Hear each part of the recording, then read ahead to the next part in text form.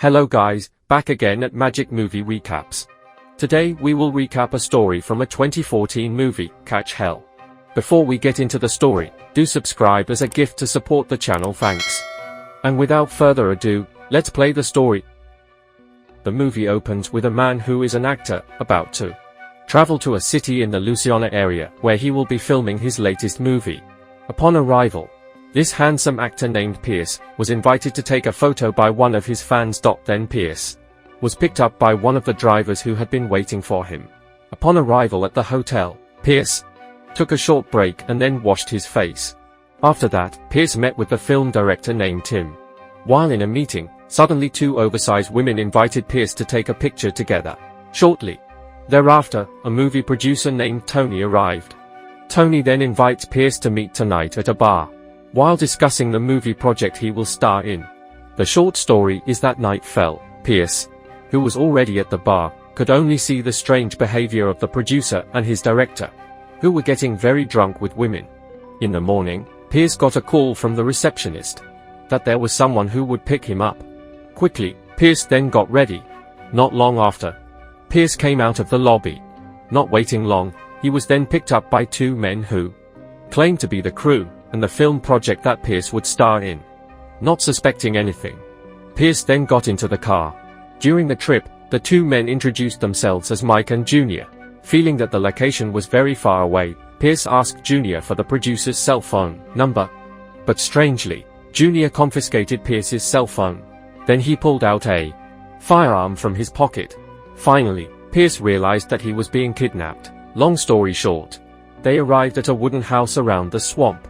Then, Pierce was taken out of the car and beaten unconscious. In the hotel room, Pierce's phone rang.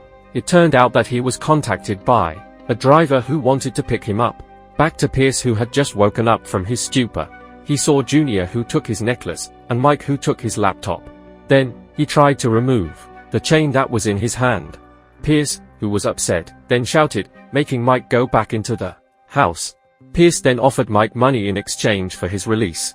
But Pierce's offer made Mike instantly angry, then hurt Pierce's handsome face. Here Mike said if he didn't need the money, he did this solely for revenge, for Pierce's behavior, who had cheated on his wife named Diana. Then, Mike, who was like a sadistic psychopath, continued to torture Pierce by hitting Pierce's palms until they bled, causing his fingers to break. The next morning, Junior, who felt sorry for Pierce, gave him painkillers. Shortly thereafter, Mike entered the house. He asked Pierce the password for his cell phone. When the cell phone password was unlocked, Mike then read a message from Pierce to his wife.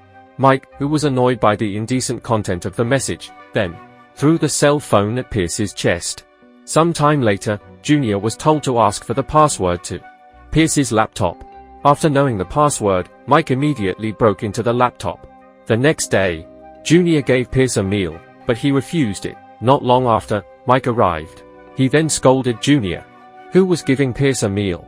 Mike then asked for his social media account password. After that, Mike went to poop while hacking Pierce's Twitter account. In the middle of the forest, Junior, who was fed up with being a virgin for too long, started shouting. He then swims in the swamp. When inside the house, Junior and Mike look happy because they managed to destroy Pierce's reputation. In public now, all the media have reported about Pierce's upload on social media, namely posting naked photos of his ex-girlfriend. Before leaving, Mike poured out his anger to Pierce. He said, if his life was ruined because of Pierce's actions, who cheated on his wife. At that point, Mike asked Pierce to tell him how he made love to his wife Diana. Without further ado, Pierce recounted every scene he did with Mike's wife. But the story made Mike instantly emotional. Then zapped Pierce with electricity. After the incident, Mike left the house and met Junior. Mike instructs Junior to guard Pierce from running away. Then Mike leaves from there. When he gets inside the house, Junior sees Pierce's battered condition beaten by Mike. Even Pierce's teeth were knocked out due to the persecution of Mike. The next morning, Pierce, who just woke up, was shocked to see a crocodile in front of him. Fortunately, Junior had caught the crocodile. Immediately, Junior shot the crocodile. Shortly thereafter, Junior took a bed, then gave it to Pierce. Then, he cleaned the wound in Pierce's mouth. During the day, Mike was seen changing shifts with his co-worker. While next to the house, Junior was seen busy cutting crocodiles. After finishing his work, Junior then read the script of the movie that Pierce would star in. When Pierce was asleep, Junior peeked at him through a gap in the wooden wall. Instantly Junior, who was naked, left the place. In the afternoon, after dropping Pierce off to relieve himself, Junior suddenly got a call from Mike.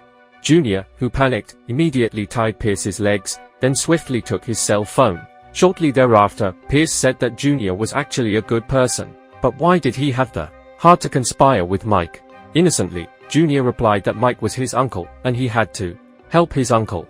Then Pierce tried to make Junior realize that his uncle was a psychopath. But Junior, who was still stupid, ignored Pierce's words. That afternoon, Mike was seen visiting Diana, his ex-wife. Mike tried to apologize to his wife for his rude behavior so far and promised to change. But Diana replied if she needed time to think about it. Nightfall, at home Junior cooked the crocodile meat he had caught earlier in the day. While cooking, Junior said that he really liked all the films played by Pierce. He said if Pierce was very cool. Hearing praise from Junior, he conversely also praised Junior's body that looked very healthy. Back at the log house, Junior gave the crocodile soup he had cooked earlier to Pierce.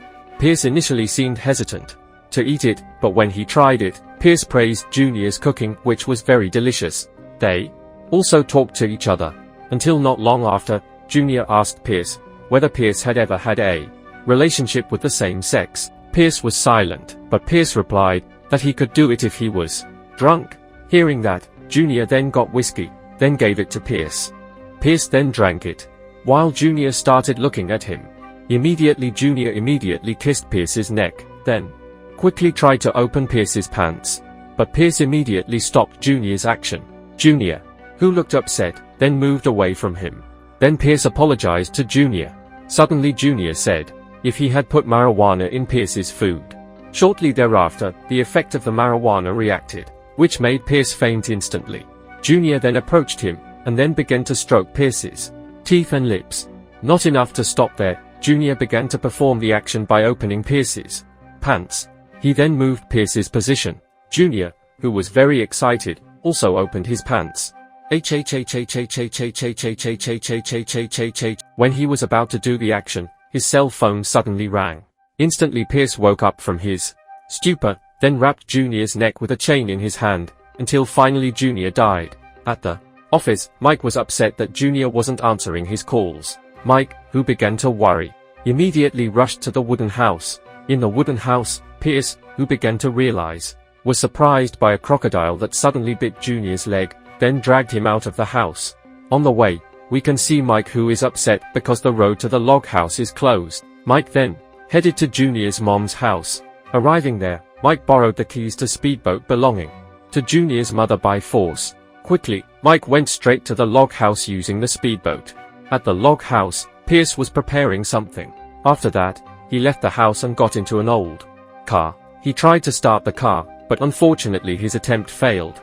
Mike finally arrived at the edge of the swamp. When he was about to get down, Mike was shocked when he accidentally stepped on Junior's corpse. Full of anger, Mike entered the wooden house. He looked for Pierce, who he suspected was still hiding in the house. Mike began to search every corner of the room, but he didn't find him. When Mike walked out, he found Pierce. Immediately Pierce fired his gun at Mike's chest. This made Mike fall down immediately. Pierce then beat Mike to death. In a short time, Pierce had survived the horrific incident. Pierce recounted the incident when he managed to get out of the swamp using a speedboat. Then he was found by fishermen who happened to be fishing around the swamp. Finally Pierce was taken to the hospital, and he survived. A few days passed, and Pierce was seen resting at his residence. Shortly thereafter, he was called by his manager. The manager gave news if Pierce got many movie offers due to the incident that happened to him at that time. At night when he was resting, he then opened an email from Junior. The email turned out to contain video footage when Junior was entertaining Pierce. And the movie was finished. Thank you for watching. Subscribe if you'd like to see more videos like this.